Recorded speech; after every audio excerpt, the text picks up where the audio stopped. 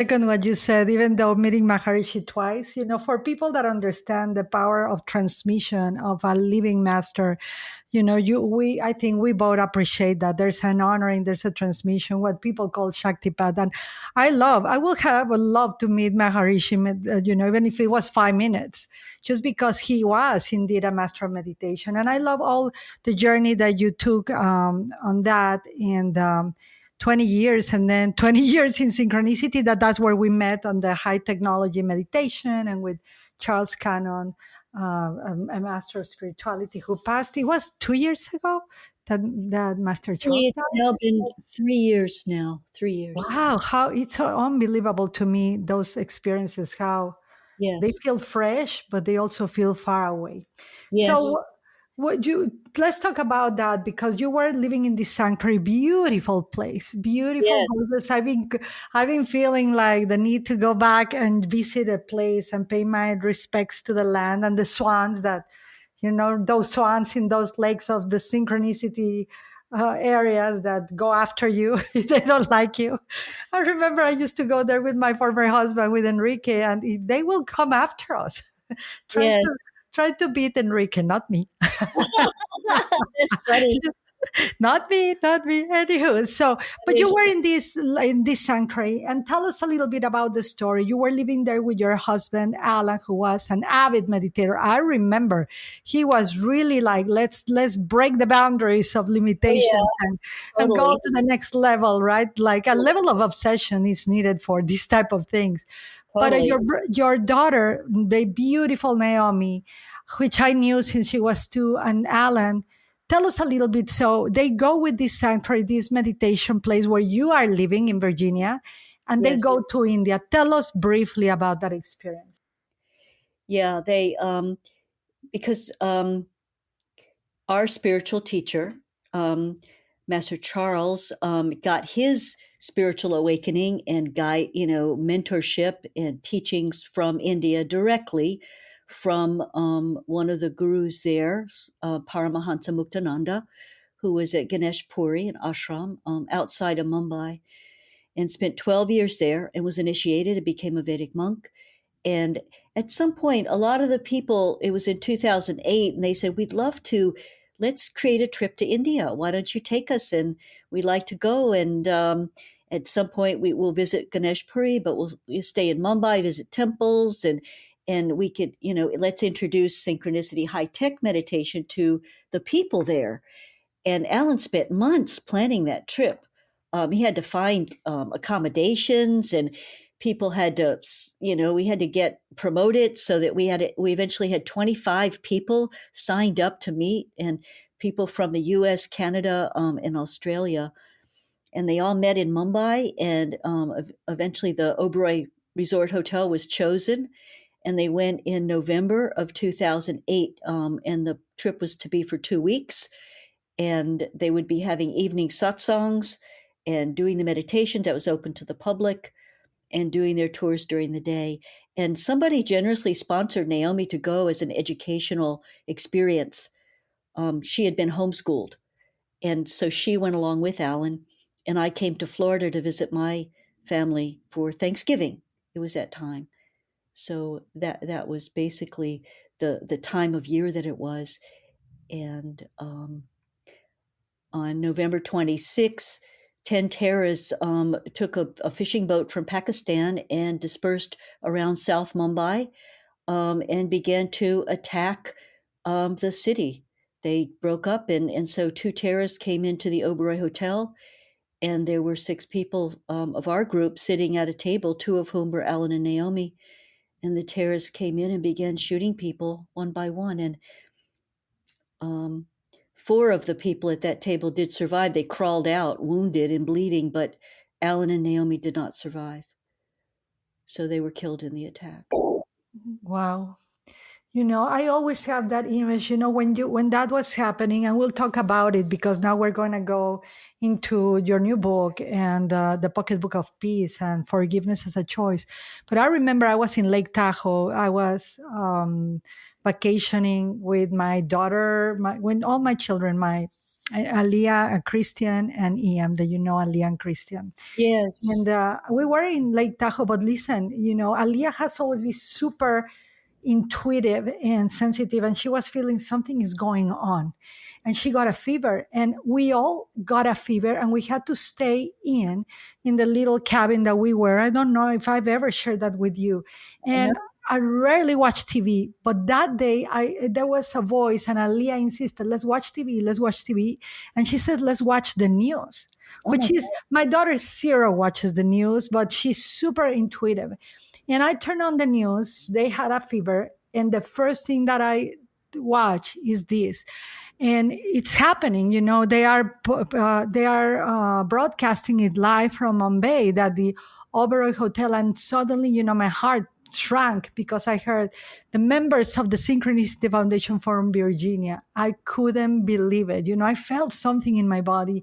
Immediately, I thought of you. And then it was, I think, a day later or so, or 2 days later, where I began to see letters or things. Someone opened up a website from all over the world, communications of prayers and connecting with you worldwide. I remember because I did something in that website too. So while this is happening, and please, this is one of the most, and I know you probably, have been interviewed about this thousands of times, but I really feel that this experience that you had is so important for people to not only understand forgiveness, but the ability that God has, to the Holy Spirit, to take over your mind, your heart, your body, and guide you to where we're going to use this tragedy for the benefit of humanity, right? We're going to carry the lives of these people that lost it, who were incredible souls.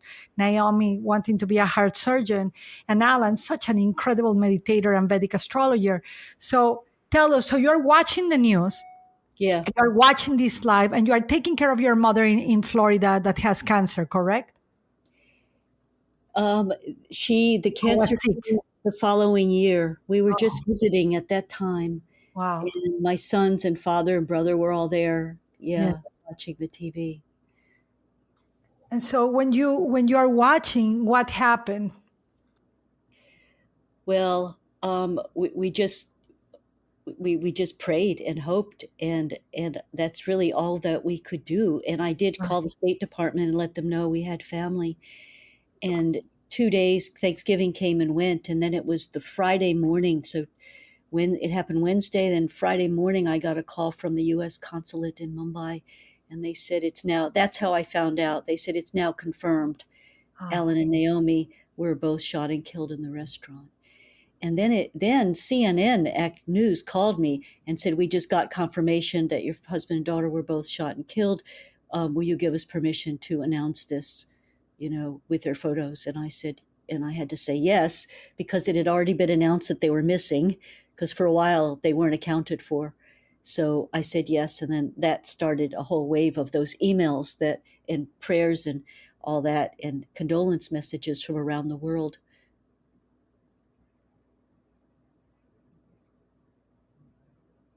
wow. I think every time you share that story, I'm in a pause, right? I go into like little silence. But, there was a moment where you were listening to this news. You're a mother, you're a wife, your identities as such suddenly are presented with this, well, with this tragedy, with this terrorism, right? That we'll talk about it in a moment. But you had a moment where all you could hear in you and all you can say is forgive them, for they know not what they are doing. Could you share a little bit about that?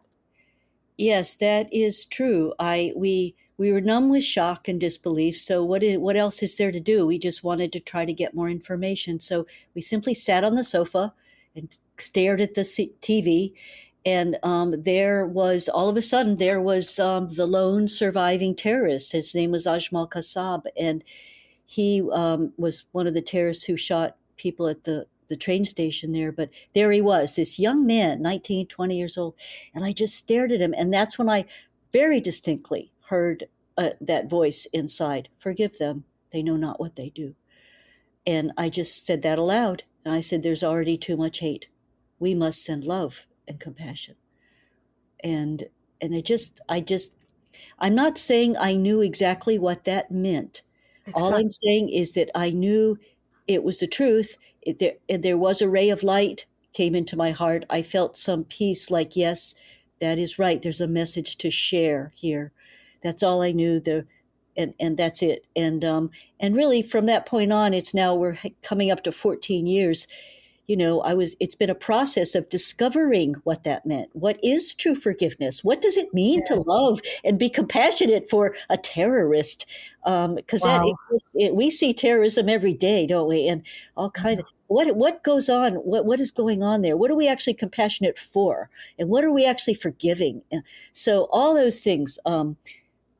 I had time to really process, we could say. Yeah, because I love that you just said this, Kian. I don't think we have spoken about this before, that you hear the voice. I really believe like the voice of the energy of the Christ spoke to you, Yes, the Holy yeah, Spirit. I really feel that it was Christ. yeah, Yeah. yeah. The Christ within, absolutely, no question. Yes, but I love that you just said like you hear forgive them for they don't know what they're doing. It's easy to for us to tell it, but I love that you said. So that was the beginning for me to start understanding what did that meant. It's Yeah, cool that I hear it. It's cool that I have it as a thought, but what does this mean? And right. based on that, so I remember spiritual leaders from all over the world started reaching out to you, presidents, presidents of states, and you from this tragedy, I love what you said, and I want to say it in the podcast. You said, I refuse to leave my daughter and my husband under that table. That's why I'm making a difference, right? That's right. I refuse to leave their memory under Their that memory. table. That Yes. is, I will not leave. No, we have to move beyond that. And if they had to go through this, I'm still here. Right. So what can I bring forth to counterbalance that? Uh-huh. So that is like the worst of the worst, based in extreme hatred and fear and disconnection Yeah. from humanity. So we need to connect to our own humanity, connect to our hearts. There Right. was just an absolute disconnection to heart in that case. So Yeah. bring back heart, bring back love, bring back respect for life itself, the sacredness of life, all of that. And Yeah. that the first step toward that is forgiveness. Yes. And so before we go there, because I want to give the right part almost at the end, but there's a part that I've always wanted to ask you. You embarked in a journey, obviously through your grief. You went immediately, well, not immediately, but you went to India, back to the place, back to working with Mr. Overoy was receiving you at the time. And you were working with people, with the police in India and everything to dismantle terrorist schools. I mean, for me, the first time that you told me there are schools for terrorism, I was blown away. I was like, what? People, these kids that were so Yeah. young, 19, 20, they don't even have the prefrontal cortex fully developed. They were raised on a school, or school or whatever that's called, to become terrorists. Share with us a little bit so people have the awareness, so they can have compassion and they can focus on dismantling not only terrorism without, but also terrorism Well, within. here's where we could feel compassionate for poverty, for instance. In these are poor people, poor families, and they find out, well, there's a school the kids can go to. They'll get training. They'll be sent on missions. um, it's a holy mission, jihad, it's for God, for Allah. They will be serving, and they really don't understand all the impact of it and what it all is. But nevertheless, it's like, okay, this is a good thing, and we'll be paid money for our sons to go to these terrorist training camps, and the family would receive money because these Wow. men were supposed to die as martyrs. They're dying for their God, what they think is God. They're told they were brainwashed, but they Right. were brainwashed about all that. They were not trained about the sanctity of life and respect for people and loving your neighbor as your. No, that was not that kind of training. It was about killing people. Um, Right. and convincing them that they were being heroes and that was the right thing to do. And so you have compassion for their there was a disregard for human life and a disregard. They got disconnected Yes, And literally. Because for you to have compassion, or not you, but generally, you're for any of us to have compassion, there needs to be wiring in our brain that yeah, actually connects, right? That we understand, we think, we seek,